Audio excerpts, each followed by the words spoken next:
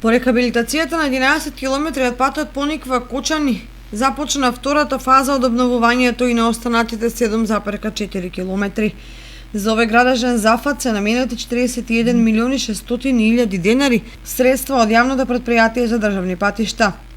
Направени се сите напори и овој дел од патот да биде реконструиран, со што целосно се решава еден од најзначајните инфраструктурни прашања за развој на туризмот, квалитетна сообраќајна поврзаност.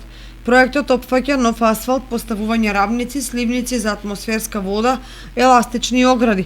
Овој патен правец значи многу за развојот на Кочани, Пониква и на целиот регион. Изминатиот период на Пониква веќе се реконструираат и двата постоечки ски лифта, се инвестира во нов планинарски дом и во изградба се две велосипедски патеки од Кочани до Пониква, што значи дека се прави се за да се зголема туристичките потенцијали, соопшти градоначалникот Николче Илиев.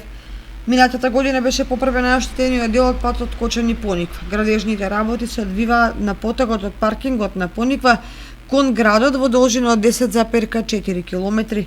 Непосредно потоа беше реконструирана и улицата Страшо Арбапче која води кон Пониква во должина од 2,4 километри од крстосницата кон Пониква на влезот до Кочани до клучката кај село Бели.